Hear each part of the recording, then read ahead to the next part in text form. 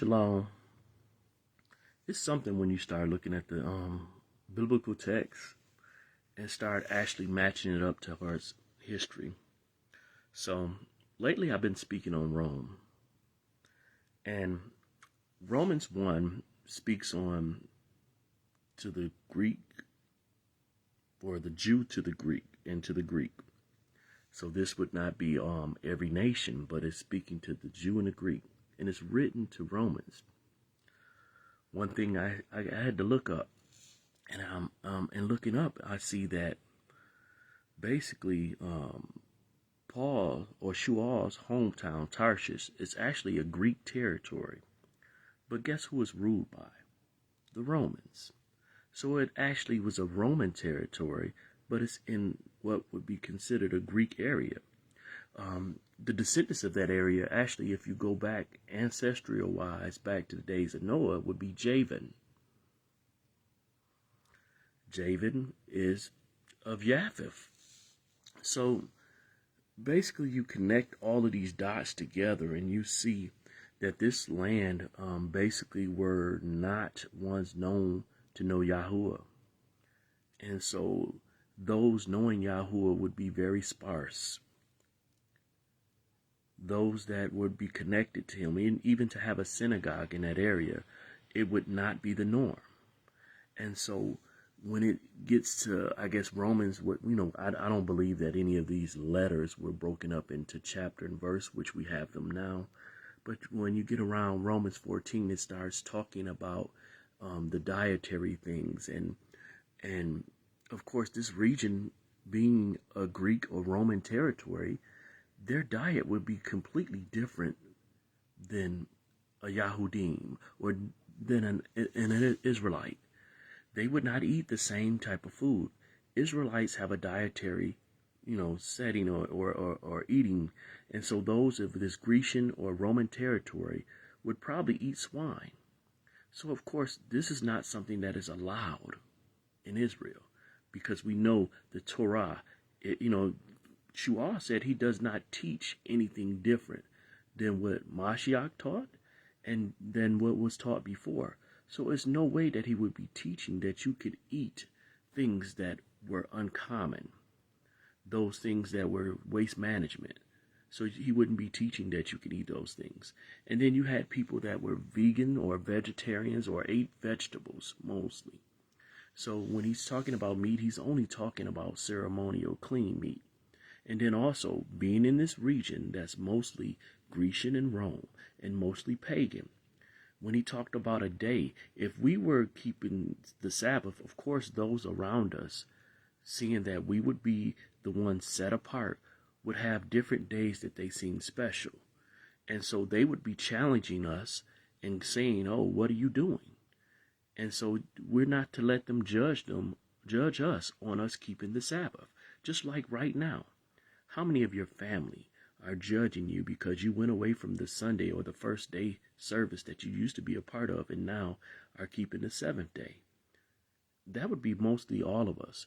Most of our families are looking at us crazy because we no longer keep the American holidays, but we're keeping the Moedims. And so we're not supposed to let them judge us on that. We're supposed to be honorable to Yah and keep what he has commanded us, We're supposed to obey and keep the things that he commanded us to do. But the problem is we will have our family come against us and have issue with that. And we're not supposed to let that shake us. And this is what most of the text is talking about. It's speaking from the perspective of someone who is a believer. And over we've been taught that it's for Christians. But if you really look into it, no, it's for Israelites.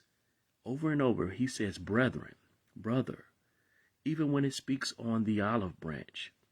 If you read through the Tanakh, you'll see that many other trees were mentioned when it talks about other nations.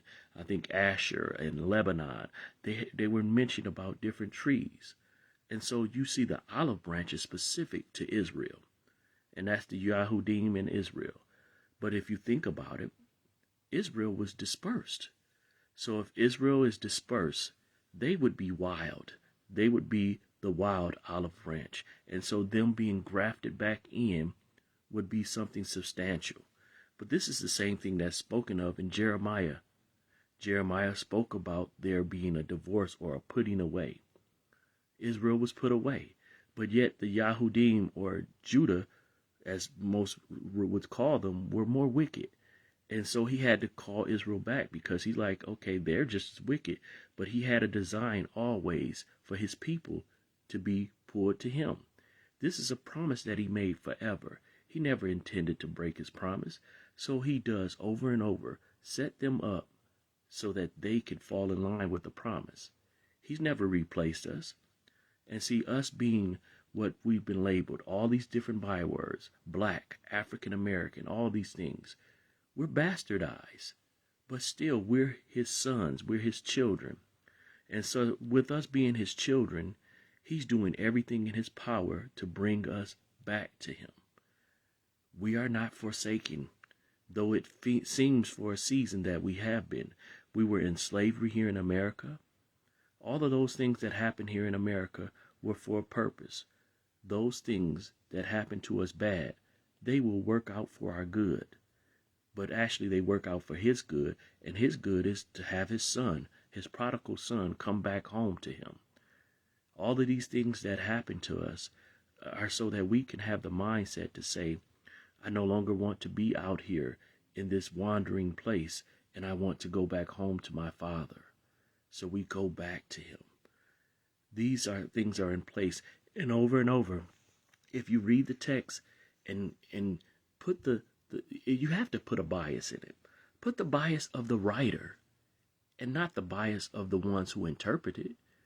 You have to think about what this writer was actually thinking and know about where he's at. The book of Romans, again, was a very pagan territory.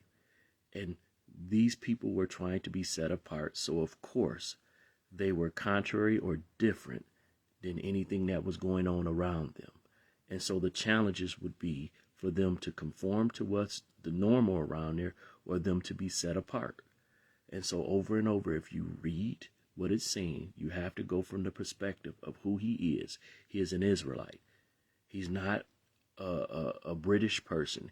He's not an American person. He's not even a true Greek, or even though he has citizenship there, he is an Israelite. So you have to go back to his culture and heritage and use that to measure it. But that's not what we've been taught in Christianity. That's not what we've been taught in how we study the Bible. So we have to take away what those things are and put the bias in of the writer. But just wanted to share that. If you check into the history of that region, you'll see that Tarshish was a Greek territory. And if you check in around 30 AD, you'll see that the Romans had ruled over that area. So that is why he called it Rome. But he speaks to the Jew, and he don't say Gentile. He actually says the Greek, two specific nations, and that he had citizenship in both. Him being a Yahudim, or from the tribe of Benjamin, he would be connected to Judah, or Yehuda or Yahudim, or Israel. But him also having citizenship in Rome, or that Greek territory, which is Tarshish, he would have dual citizenship. So he was speaking to people he knew in both regions, but his letter was to Rome, or to that area, because those were people he knew, those he claimed as brothers, those that walked the same walk that he walked. And he walked as an Israelite. So you cannot ignore that. He did not walk as a Christian. He did not walk as a Roman. He walked as an Israelite. He was one that kept the Torah. So if he kept the Torah, he's not going to advise you to do something contrary to the Torah. That would be hypocritical. If he kept the dietary laws, he would not teach you something different than that. If you go through the Acts, you see that Shual, over and over, about 85 times, he kept the Sabbath. So there's no way he was pushing this first day doctrine. So just read it and you'll see. But the thing is, you got to take away your bias, and if anything, put the bias of the one who wrote it into place, and not take it for chapter and verse, because it's a letter. So that means you have to take the total context of the whole thing and not ignore something just for a verse. You know, some people cherry pick one verse. That won't work. All right. Shabbat shalom. Shabbat shalom. Hallelujah.